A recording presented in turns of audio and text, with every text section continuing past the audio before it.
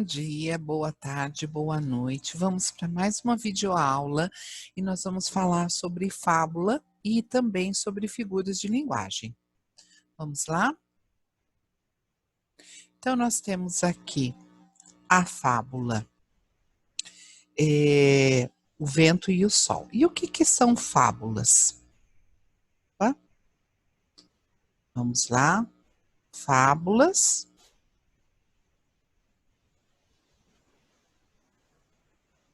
Convenciona-se dizer que a fábula é um gênero textual que apresenta uma narrativa relativamente curta, em prosa ou em verso. As personagens são, em geral, animais e outros seres inumanos, que se apresentam com atitudes e características humanas.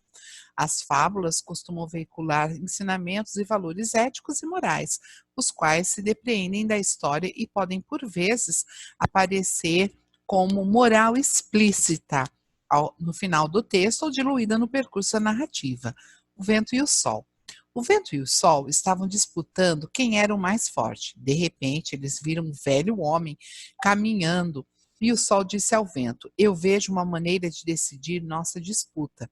Aquele que fizer o homem tirar o casaco será considerado o mais forte. Você começa, vento", e se retirou atrás de uma nuvem. O vento furiosamente começou a soprar tão forte quanto possível sobre o velho homem, mas quanto mais ele soprava, mais o homem enrolava-se no casaco. Em desespero, o vento reconheceu que deveria desistir. Então, o sol apareceu e brilhou com todo o seu esplendor. O homem, que antes se protegia do vento frio, começou a sentir muito calor e logo tirou o casaco. A bondade e a amabilidade são sempre mais fortes que a fúria e a violência. Então, muitas vezes, a gente quer conseguir as coisas na violência, na fúria, né? Brigando, sendo que o caminho, às vezes, mais suave é aquele que vai dar melhores resultados. E aí vocês têm, depois de ler o texto, responda as questões propostas. Tanto no título da fábula quanto no corpo do texto, as palavras vento e sol estão escritas com letra inicial maiúscula. Por que será, gente? Porque o vento e o sol, eles são o quê? Eles são personagens da fábula. A eles são atribuídas características humanas. Eles conversam, eles dialogam, eles têm ações e atitudes que são propriamente humanas. Observe a seguinte passagem da fábula. O vento e o sol estavam disputando quem era o mais forte. De repente, eles viram um velho homem caminhando e o sol disse ao vento: "Eu vejo uma maneira de decidir nossa disputa." As informações sobre o vento e o sol revelam que as personagens, vamos ver, vocês vão decidir aí, não vou dar resposta. Agora, nós vamos estudar também as figuras de linguagem, tá? Então, para tanto, eu convido vocês para assistir aqui mais uma figuras de linguagem. Então, vamos lá, aqui.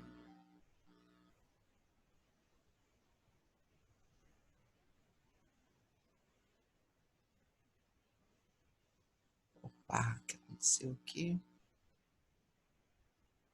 Acho que eu apertei alguma coisa errada aqui.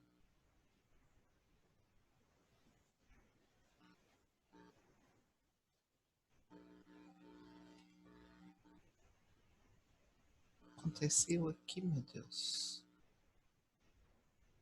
Ok. Vai dar certo. Prontinho. Figuras de linguagem. Opa! O que são figuras de linguagem? Figuras de linguagem são recursos estilísticos usados no nosso dia a dia. Às vezes a gente usa sem perceber. E usa também em poemas, na música, é utilizado muito.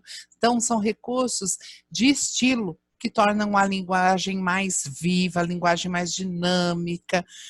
E muitas vezes são recursos que às vezes a gente não consegue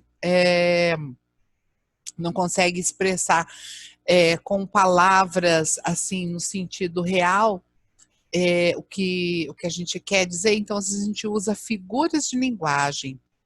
Vamos lá. Bom, aqui, primeiro, antes de tudo, vamos estudar o que é linguagem denotativa e linguagem conotativa. O que é linguagem denotativa? A linguagem denotativa é aquela que tem o sentido real, que está lá no dicionário, né? O primeiro sentido que a gente vê lá. Então, olha só aqui, ó. Eu odeio estes pneus. Esses pneus aqui que a mulher se refere são essas saliências aqui, né? Essas saliências, a mulher está um pouquinho acima do peso, então ela está comparando essa gordura localizada aqui como pneu. Isso daqui é uma linguagem que não é real, é uma linguagem conotativa, ela está usando o sentido figurado. Agora, olha só, eu adoro esses pneus. Aqui o pneu está usado no seu sentido real, então é uma linguagem denotativa. Então, linguagem denotativa, sentido real. Eu adoro esses pneus. E no sentido figurado? É a linguagem conotativa. Eu odeio estes pneus. Vamos ver aqui na linguagem conotativa. Às vezes eu tenho a impressão de que a bateria dele não acaba.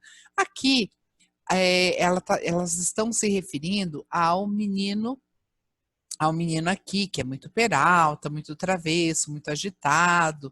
Então, bateria aqui é no sentido de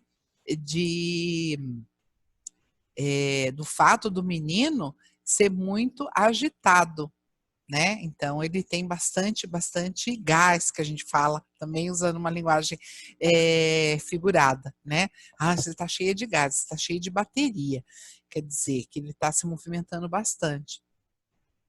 Quando eu falo assim, minha bateria está acabando hoje, eu estou muito cansada, significa, é um sentido figurado, não é o sentido, porque eu não sou movida a bateria, né?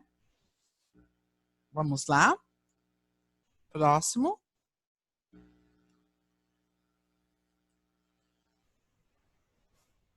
Próximo slide. Vamos ver. Comparação. Chamada de comparação explícita, ao contrário da metáfora, que é uma outra linguagem que nós vamos ver, neste caso são utilizados conectivos de comparação, como, assim, tal qual. Então, comparação, quando eu uso a comparação, eu estou comparando uma coisa à outra por meio de uma palavrinha chamada conectivo. Quais palavrinhas são essas? Quando eu falo assim, ela come como um touro. Meu pai ficou bravo como um leão. Ela é, ela é tão delicada como uma flor, assim como uma flor. Quando eu utilizo uma comparação, utilizando-se de conectivos, como, assim como, tal como, aí eu tenho uma comparação. Por exemplo, acorda, Armando, você não sabe que o amor é como uma flor, se não for regada e bem cuidada, ela murcha e morre? Hã? O amor é como o motor do carro, Armando. Se não trocar o óleo e não cuidar da mecânica, uma hora ele não funciona mais. Ah, entendi.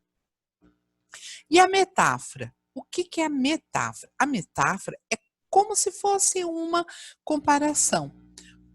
Entretanto, ela não se utiliza daquelas palavrinhas que eu mencionei anteriormente, daqueles conectivos. Ela já é algo já direto, uma comparação já direta.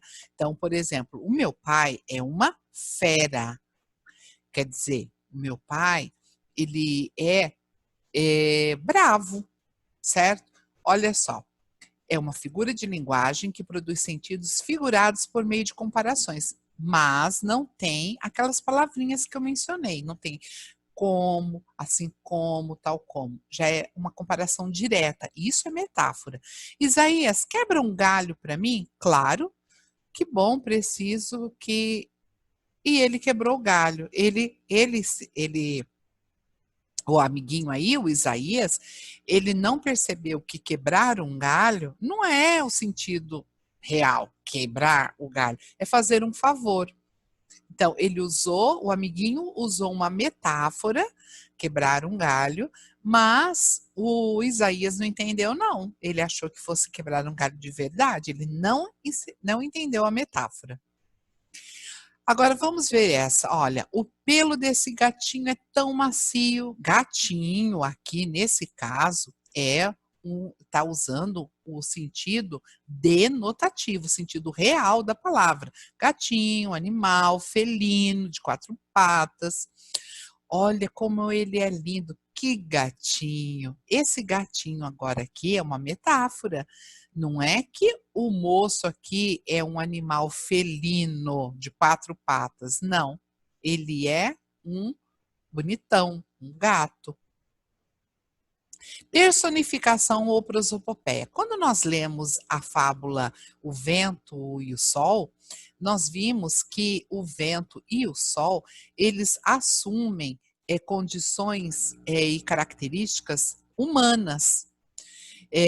Então, quando eu atribuo uma característica humana a um ser inanimado, ou seja, que não tem vida, eu estou utilizando a personificação ou prosopopeia. Por exemplo, quando eu falo assim, as flores se alegraram com as primeiras gotas da chuva.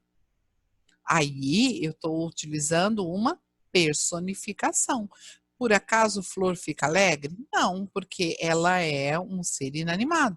Mas quando eu atribuo uma característica que não é uma característica humana a um ser inanimado, eu estou atribuindo a ele, eu estou personificando, ou seja, tornando uma pessoa. Representam figuras de linguagem capazes de atribuir a seres irracionais ou a objetos inanimados, ou seja, sem vida, ações, qualidades e sentimentos que são próprios dos seres humanos. Eu detesto sopa. Não suporto sopa, odeio sopa. A árvore está falando, ela está pensando. Falando mesmo, né? É um diálogo aqui de fala. E o pior, continua me dando sopa. O Franjinha aqui, que o personagem do Maurício de Souza, ele está tentando enganar a mãe aqui, porque ele não, certo que ele não gosta de sopa, e ele está colocando aqui no vaso da árvore aqui, da planta. Oi, Sil, fala baixo, tenho um doente em casa. Seu pai está doente? Não. Então é sua mãe? Também não. Aqui no caso, quem está doente é o quê? Tá vendo que ela colocou um globo terrestre na cama? No caso, ela quis se referir à Terra. A Terra está doente, a natureza, certo? E o que é antítese? Vamos ver agora o que é antítese. Antítese se caracteriza pela oposição de ideias. Então, por exemplo, feio, bonito, claro, escuro, bondade, maldade. Vamos ver exemplos de antítese? A sina dos médicos é conviver com doença e saúde. De um lado a pobreza, do outro a riqueza. Ele estava entre a vida e a morte. Um dia a gente ri e no outro a gente chora. Metonímia. E a metonímia? A metonímia é como se fosse uma metáfora também, quase uma comparação também que se estabelece, mas ela tem características próprias. Quando eu utilizo o nome do fabricante no lugar do produto, quando eu utilizo o nome do autor pela obra e assim por diante. Vamos ver alguns? É a figura de linguagem que possibilita a substituição de uma palavra por outra, quando há relação de proximidade de sentido entre elas. Veja alguns exemplos. Marca pelo produto. Eu uso Bombril diariamente, esponja de aço. Preciso comprar Durex para embrulhar o presente, ou seja, uma fita adesiva. As crianças bebem Nescau ou Toddy todos os dias, ou seja, achocolatado. Não tinha leite moça no supermercado, quer dizer, não tinha leite condensado, certo? Outra metonímia, ó. Eu já li o Machado de Assis, agora quero devolvê-lo. Ressuscitou. Então, não é que ele leu o Machado de Assis, ele leu a obra do Machado de Assis. E nós temos outras tantas figuras de linguagem que, no decorrer da escolaridade de vocês, vocês vão aprender. São muito utilizadas, muito cobradas nas provas, nos exames de vestibular e ao longo da vida de vocês, vocês vão aprender mais outras. Nós temos várias figuras de linguagem. Hoje eu apresentei algumas figuras de linguagem para vocês, tá certo? Então, eu gostaria que vocês fizessem anotações no caderno dessa aula de hoje que nós tivemos agora, respondessem a apostila. E é isso. Um abraço para vocês. Continuem estudando, continuem em casa, se cuidando. Até mais.